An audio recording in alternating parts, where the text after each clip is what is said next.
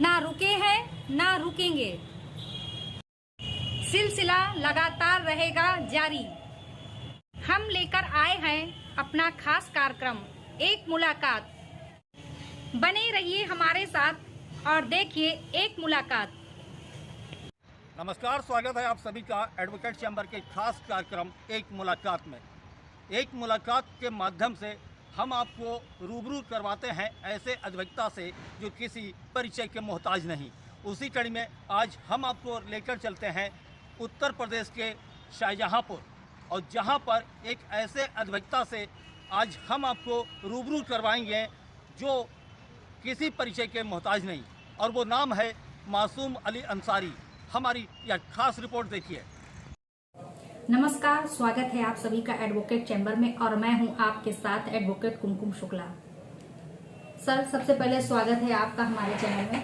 Thank you madam. Sir, सबसे पहले हम ये जानना चाहेंगे कि आपकी प्रारंभिक शिक्षा कब और कहां से, किन परिस्थितियों में हुई? मेरी प्रारंभिक शिक्षा इस्लामी इंटर कॉलेज से मैंने हाई स्कूल किया था 76-7 में। उसके बाद फिर मैं अलीगढ़ मुस्लिम यूनिवर्सिटी चला गया। वहाँ मैंने इंटर किया, पीयूसी, बीए किया, ग्रेजुएशन 3 साल का, फिर एलएलबी 3 साल किया, फिर एक PG diploma travel and tourism management course था वो मैंने किया अलीगढ़ से सन 85-84 में। मैं छोड़ के यूनिवर्सिटी चला आया। सर, आप मूल रूप से कहाँ के निवासी हैं? मूल रूप के जनपद शाहजहांपुर के मोहल्ला तारिल टिकरी शाहजहांपुर के निवासी हैं। सर, आप एक सीनियर अधिवक्ता हैं, तो सर हम ये जानना चाहेंगे कि आपको वकालत करने की शिक्षा का कहाँ से मतलब प्रेरणा मिली कि आप वकालत करें और इस क्षेत्र में आगे बढ़ें? सर, हमारे पिताजी चाहते थे, क्योंकि मेरा जुड़ाव थोड़ा गांव से भी है। मेरी जन्मित स्त्री जो है वो गांव में ही है, मेरा जन्म गांव में हुआ था। तो फिर हम लोग शहर आ गए, यहाँ बस गए, रहने लगे। मेरे पिताजी की बड़ी इच्छा थी कि मैं वकालत करूं। मैं पर्यटन क्षेत्र में मैंने डिप्लोमा किया था, तो मेरा वहाँ भी ट्रेनिंग हुई दिल्ली में। लेकिन मेरे पिताजी ने कहा कि आप आइए वकालत करिए, घर में एक आदमी की ज़रूरत है। अब दौर ऐसा आ रहा है कि इसमें वकालत बहुत ज़रूरी हो गया है अपने। तो इस वजह से फिर मैंने उनके पिताजी के कहने से उनके इच्छा को पूर्ति की और मैंने वकालत शुरू कर दी। रजिस्ट्रेशन कराया bar council, UP bar council में, और मैंने रजिस्ट्रेशन सन 84 का मेरा रजिस्ट्रेशन है और मैंने वकालत शुरू कर दी सन 1984 से शाहजहांपुर सिविल कोर्ट शाहजहांपुर में। सर, हमारा अगला क्वेश्चन है कि जैसे महिलाएं घरेलू हिंसा से संबंधित और 498 से संबंधित मुकदमे दर्ज कराती हैं, तो 498 में जो मुकदमे थाने में दर्ज होते हैं या फिर कोर्ट के द्वारा जो डाले जाते हैं, उनमें क्या प्रोसीडिंग होती है? क्या डिफरेंट होता है कंप्लेंट में और एफआईआर में?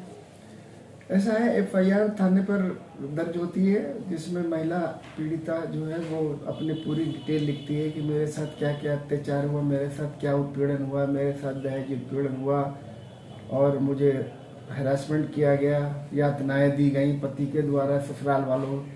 तो फिर वो या तो थाने में डायरेक्ट एप्लीकेशन दे के उसका मुकदमा पंजीकृत हो जाता है 498 3/4 डीपी एक्ट में, और अगर थाने पे नहीं होता है तो एसपी साहब को एप्लीकेशन दी जाती है कि आप मेरा मुकदमा पंजीकृत कराइए सर। तो एसपी साहब उस पर आर्डर कर देते, संबंधित थाने को एप्लीकेशन दे देते, उस पर थाने में पंजीकृत हो जाता है, मुकदमा पंजीकृत हो जाता है।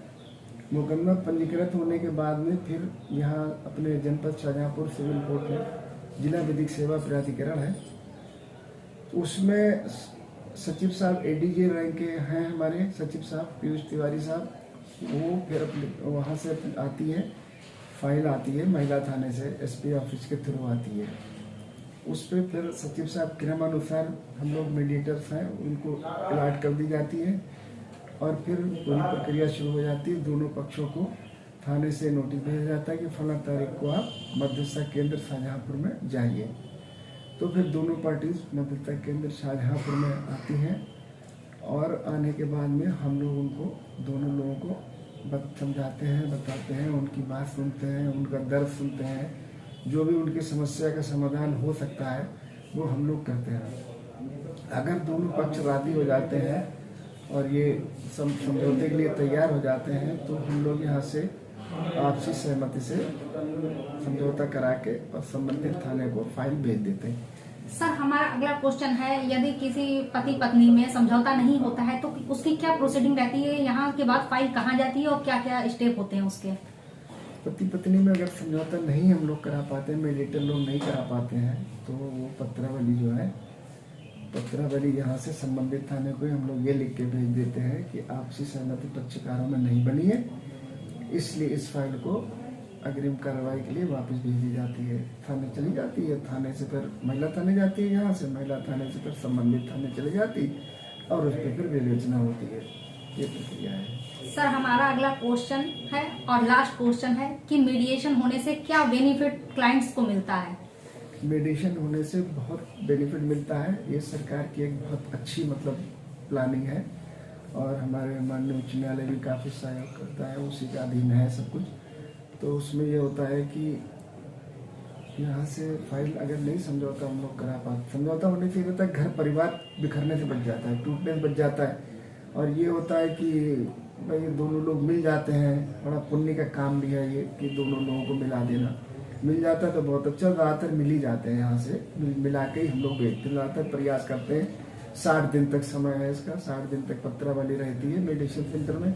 60 दिन में बहुत हालात बदल जाते हैं, डेट लगती है उसमें कई, जितनी जल्दी हो जाता है उतनी जल्दी फाइल चली जाती है और परिवार बिखरने से बच जाता है। दोनों लोग ज़्यादातर जो है वो राजीनामे के लिए तैयारी हो जाते हैं, समझाते हो जाते हैं, वो लोग आपस में गिले शिकवे, मतलब 99% जो है समझौते हो जाते हैं और घर बिखरने से बच जाते हैं। 99% तो नहीं, थोड़ा कम परसेंटेज रहती है, लेकिन घर बिगड़ने से बच जाता है और वो लोग खुश होकर जाते हैं यहाँ से।